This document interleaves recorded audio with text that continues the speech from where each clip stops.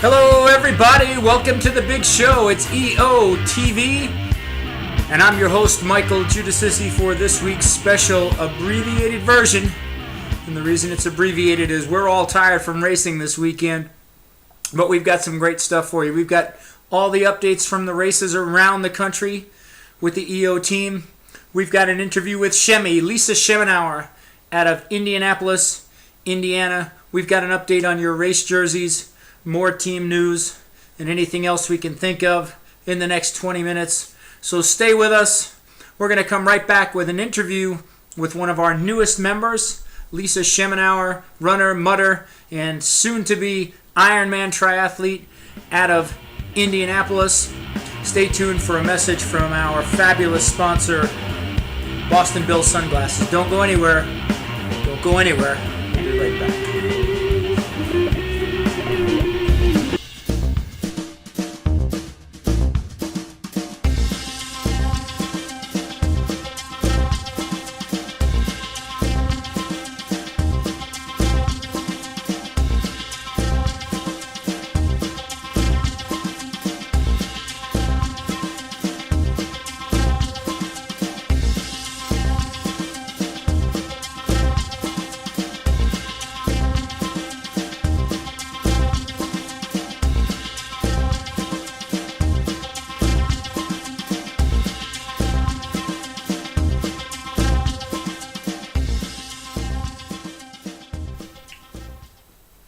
All right, everybody, we're back. Thanks for joining me again. It's Michael on EO TV.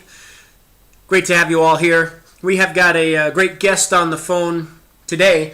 Brand new member of the Endurance Obsession Racing team, coming to us all the way from Indianapolis by way of Phoenix, by way of Indianapolis. She'll describe all that at some point or somehow. I don't even know. It's the great Lisa Schemenaur. Give it up for Lisa. Let's hear it. Yeah, there they go. Lisa, thanks for joining us. Well, she was there. At least the crowd is here. There she is. Hey, how are you? Thanks for being here. Hey, thanks, Mike. So, Lisa, first of all, welcome to the team. It's great to have you on board. First member officially from Indiana. How did it come about that you wound up joining this assorted motley crew of people? Well, I decided this year to do my first Ironman, and through a couple people, just by joining groups, I just found you guys on Facebook and joined and decided that sounds like a great group. Now, what was it about the team? Was it my sparkling personality, my great head of hair, my great speaking voice? I mean, what was it exactly that attracted you to the Endurance Obsession team? Well, I'm an endurance junkie also, and I saw that you were doing Ironman Louisville also, and I know what that takes as training and all that commitment. So I just want to feel like I was a part of the team, and obviously, it wasn't like $1 million to join your team, so that was awesome also. So, and I saw that you guys had great spirit and good team camaraderie, and so and New Mexico, I love that state. So. Oh, cool. Well, I appreciate the nice things you're saying about the team. It's a wonder with all those nice people that they actually even let me join, but we'll go with it. So, in any event, so Lisa, I'm on your Facebook page. You're a triathlete and a runner. We want to talk more about that. But you also are a personal trainer. Are you currently an EMT? I am as well. And you were a police officer as well. I was, yes. And was that in Phoenix or Indianapolis? Yes, in Phoenix. Actually, Tempe, Arizona is where I was an officer. You have got that. Being a police officer in Tempe, Arizona, it's never boring, is it? Absolutely not. Kids all around, especially the ASU students. So is that what caused you to sign up for Louisville rather than Ironman Arizona? You knew all the bad stuff that was going on there and decided to stay away? No, I would actually love to do it, Ironman Arizona someday. Obviously the lottery, it fills up really quick, so you got to jump on it real quick. Of course, Ironman Louisville is really close now where I live, so I decided that would be a good one for starters. Gotcha. Okay, great. So tell us about your running career. How did you get started, and how long have you been running? I started in 1998. A friend of mine asked me to do a race, and I said, "Oh, sure." I played some college sports. I was never really a runner, although I did play basketball, which was short running. So that was good. But then I said, I did have to do something, to make me feel good about myself, because I'm not playing on team sports anymore. So I did my first 10K, loved it, and of course it was challenging at the time because it's distance running, so it was totally different than running up and down a basketball court. And then from there, started doing 5Ks and more 10Ks. Then I did a half marathon, which was awesome, the best feeling I had. And then I decided to commit to the big one, the 26.2. So, and after that, it was just like an amazing feeling. Mm-hmm. So, which marathon? Have you done more than one marathon? I have. I've done 5. I've got 5 under my belt. My favorite one was in San Francisco. I did the all-women's Nike one. It was amazing. The hills, the scenery, the weather, everything was amazing. I heard about that. We had a couple of our team members, the Sister Act, Megan Aragon and Ruth Roybal, who did it last year. So that's a great, and that race just has such a great reputation. And then, so you start out running. I've seen that you've also done at least one Warrior Dash race. Is that true too? Oh yeah, I did that last year. Oh my gosh, it was so much fun. To go through those obstacles, I didn't feel like I was, running. Obviously, you were running to each obstacle course, but you're looking forward to the next one. And then, of course, at the end, when you get all muddy, it's the best. Mm-hmm. Yeah, we did a Tough Mudder, Brian Sweet and I, and as we were running along there, I remember Brian saying, "Gosh, the running is the easiest part of this thing," and so the running was the break. But you're right; it really did go by much quicker than the actual time it took to do the race. So how do you make the leap? You start out, you're playing college basketball, you start running, you get involved in a little mudder type event, but who talked you into triathlon? I got kind of bored with running, not really bored, but just kind of wanted to more challenge myself. And then I just threw myself into a sprint triathlon. In fact, I did in Tempe, Arizona. I think it was the tribal one. The first one I did. Wasn't too keen on swimming in Tempe Town Lake, but I did it. Actually, the first ever open water swim that I did, I started swimming. It was a splash and dash, and I started swimming, and I almost drowned. So honestly, it was like the worst thing ever. So I got out of the water, and I couldn't even finish because I was so scared. And I'm like, okay, I'm not going to let this defeat me. So I gathered myself together, and I took some classes at community college to get better at swimming and practice in other lakes, and then finally I said, okay, I can do this, and went out and did it again. Then I joined my first triathlon and did it there, and I'm like, I can do this. So it was kind of scary at first. So, and if somebody's first starting out, it can be really intimidating, especially the open water. So. Yeah, no doubt. And I would guess that being a police officer in Tempe, you'd have even more hesitation about swimming in the lake than we do, because you know all the stuff that people are throwing in there. Absolutely. Well, a couple of dead fish popping up, and who knows what else could be floating by. But not that I would find any dead bodies, but hopefully not. You'd sure hope not. I've got to tell you a quick story. We did the Soma half Ironman last year. We've done that a number of times. And on the way back on the swim, I was about halfway back on the swim, and I took a stroke down with my right hand. And as my arm was all the way under the water pulling, I touched somebody's lips. And I remember thinking, oh gosh, that's weird. And then I thought, wait a minute, why is somebody underneath me? And then I looked around and there was nobody else around. And so I'm not sure exactly who or what I touched, but it definitely was a set of lips attached to something that was down there in the water. And it did make me swim a little faster, and I think I almost had a half-iron PR swim. So thanks for that. Appreciate it. Oh, see, I'm not surprised in that lake. Not surprised. Okay, so you've done you've done a half Ironman. Which one was that? I did the Barb's race out in Verneyville, California. It's part of the Vineman series. It's an all-female, all-women's race. Great race. Great cause. Barb, she had cancer, defeated cancer 3 times, started this race.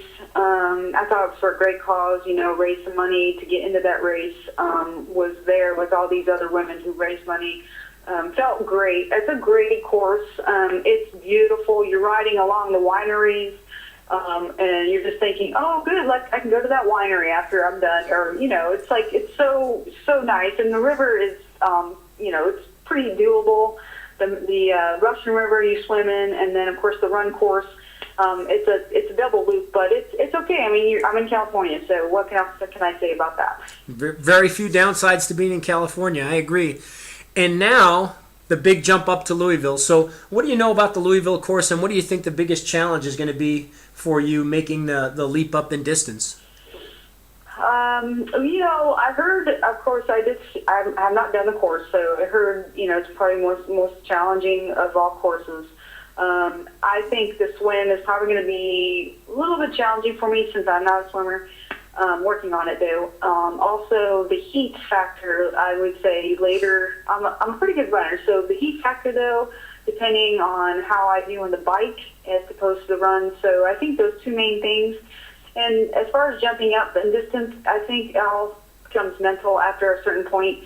So if I just do the training that my coach has got me doing and go from there and stick with the plan, then it all becomes mental. And I do have a team. I got all kinds of people backing me up, so I'm really excited about that. This is a good story. I teach spin class, and some of my people that I teach one day presented me with this envelope, and I opened the envelope, and they knew before that I wanted to do this race, but I hadn't committed to it yet. So I opened the envelope, and inside the envelope was half entry to the Ironman.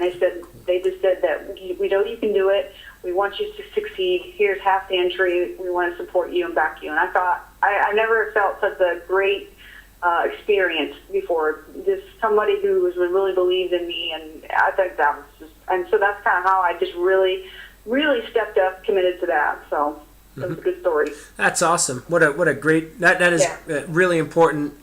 I can tell you, having a support system in place, because it does, it does really consume you. From a training perspective, mentally preparing for the race, getting there and having people that are, people are really pulling for you is a huge, huge part of it. So I'm glad that you have that. Now you've got the rest of the EO club pulling for you too. Let's have a little bet. You and I will bet $1 here.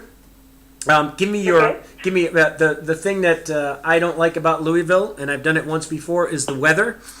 We had about 96 degrees as the high and probably 85 to 90% humidity. Give me a weather forecast for race day, and we'll see who gets closer. Oh, boy. So, considering it's so hot right now, gosh, I would say hopefully let's try to keep it around 90 degrees. Okay, 90 degrees, sunshine. How about some humidity? We're going to have any of that? Yeah, I would say probably around 80%. I'm hoping that stays below, but probably not going to be. Okay, so lock Lisa in for 90 degrees or less, 80% humidity. My guess is we're going to have a massive snowstorm on that day, and we're going to be they won't even be able to run the bike. No, I'm giving you 75 degrees, light, steady rain all day, 85% humidity. Perfect conditions, and you win your age group and go to Kona. So how does that sound? That sounds absolutely fantastic. Yeah. Now you just have to do it. So no, that's awesome. I am really looking forward to seeing you out there. Take pity on me when you run by me. When I'm on the first loop and you're on the second or something. Give me a little pat on the back, a little bit of encouragement, a little sunscreen on the top of my head, something.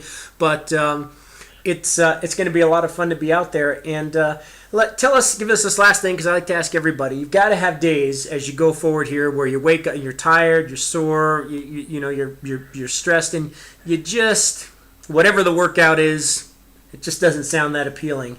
How do you get yourself over the hump and get out there and do it? I just really look forward to how many people are really counting on me to succeed, not only myself, and the disappointment I would feel if I didn't. And I always think it's temporary because I look forward to the date, and I'm like, I only got to get to this date, and then I make a new goal. So if I can push myself through that, and then, of course, I feel better after I do it anyway. So just really think about those things. Keep thinking about breathing, getting up every day. Breathing. Yeah, we get to get up and we get to do it. Yeah. That's one of the key things. Not everybody can, so we've got that going for us. Exactly. You've got a favorite word you want to share with us? A little motivational?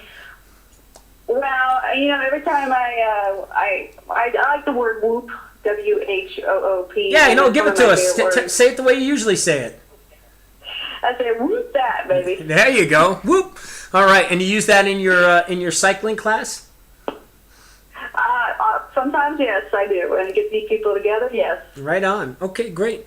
Well, we have got the wonderful Lisa Schemenaur with us, Indianapolis, Indiana, going to be a first-time Ironman on August the 26th, if my memory serves me correct, in Louisville, Kentucky. Whoop, whoop. We are going to see you out there. I'll be right there at some point beside you, getting passed by you, but have a great, great season leading up to that, Lisa, and please check back in and let us know how you're doing. And it's great to have you as part of the Endurance Obsession race team. Thank you so much for being here. Really appreciate it. Thank you, Mike. Thank you so much. All right, everybody. That's Lisa. That's all you need to know for now. Stay tuned, and we'll be right back after this.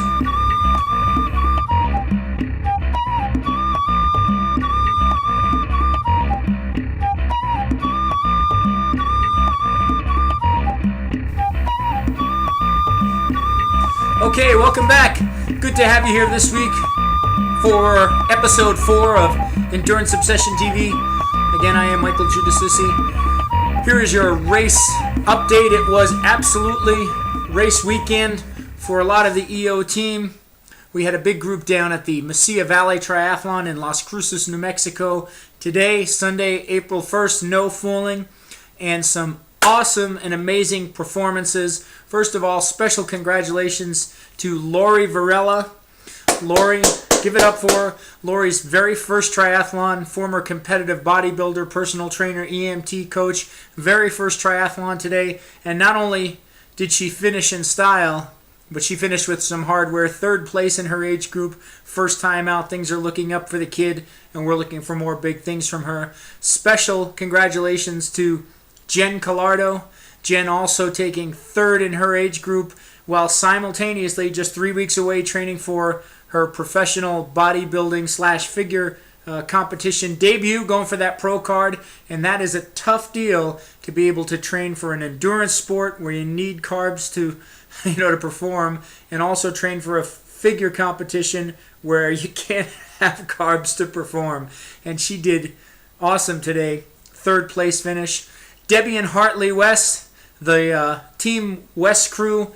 Debbie 2nd in the ladies 55 to 59. Hartley 3rd in the men's 65 to 69. Great job there as they both land on the podium. Arn Leonard 3rd in the men's 45 to 49, just ahead of yours truly. Great job, Arn. Rebecca Trouble Sullivan come out with another solid performance. I think she's got, is it possible, 6 races in already this season or something along those lines? And Trouble will be racing every weekend, I think, for the rest of her life or for the rest of the month or something like that.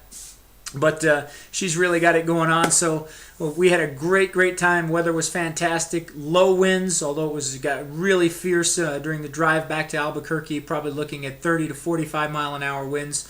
Crossers, and so we're glad that the wind held off. We also had Lisa Ulrich out at Ironman Texas, Galveston 70.3. And Lisa went head-to-head with Lance Armstrong, and Armstrong beat her, but not by much. But no, Lisa had a great race. It was tough conditions out there today. It was windy. It was humid. It was very, very hot. And if you saw the pro race, Timothy O'Donnell in the last loop of the run, last 4 miles, takes the win. Lance Armstrong goes from 1st to 7th in the space of about 4.5 miles, winds up walking a good portion of those last miles. GI issues, hydration issues, we've all had it. welcome to Ironman, Mr. Armstrong. But Lisa had a great day, 6:33, a little off her time from last year, but the conditions were just brutal out there. And getting to the finish line is the key in a race like that, so big congratulations to her. If you were racing this weekend and we didn't hear about it, we want to know, and all you need to do is email Michael at enduranceobsession.com. We're going to be racing. The season is in full swing. We've got lots of events coming up here in New Mexico and across the country. We'd love for you to join us. If you're watching and you're not a member of the team, it costs $10 to be a member of the team. Network with your peers all around the country. Share all the good times and good fortune, and get in on some of the best sunglasses that money can buy. A free pair of Boston Bill sunglasses. That's right, free. For your $10 entry fee, you get to pick any pair on their website, and I can't imagine a better deal. That's like saying, hey, join our car buying club for $5,000 and pick out any Lexus that you want, and it doesn't cost you anything extra. That's a heck of a deal. So hopefully you'll join us. If you'd like to, go to the website, www.enduranceobsession.com. Click on the team link, sign up, come out and join us, and build us, make us stronger. We're going to be right back with a wrap-up to this week's show, a preview of what's coming up in the future, so stay right there.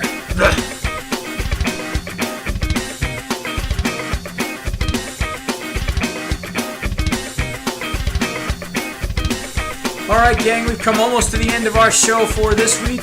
It's a short one, but we'll be back next week with a power-packed half hour of stuff for you. For your race jerseys, for those of you that'll be flying the EO colors, certainly not this. Shipping is the week of April the 19th, and we'll have them in hand, distribute them. If you're here in New Mexico, you'll get it handed to you. If you are at parts abroad, we'll be shipping those out along with glasses, your team t-shirts, anything else that you have coming to you. We're looking forward to getting you in the colors and flying them and spreading the good word all across the country and eventually all across the world. So stay tuned for that. We'll be back next week with lots more from the EO team. We want to hear from you about what you're doing, your training, your racing. So until then, go out, train, and race smart, hard, fast, be safe. And a special word of condolence to the friends and family of Micah, true ultra runner, who we lost in the Gila wilderness of New Mexico this week. Great tragedy, and I don't know if you can say that there's anything such as a good death, but he was out running in the wilderness and certainly died doing what he loved doing. And so our condolences to the family and friends of Micah, true. We'll see you next time.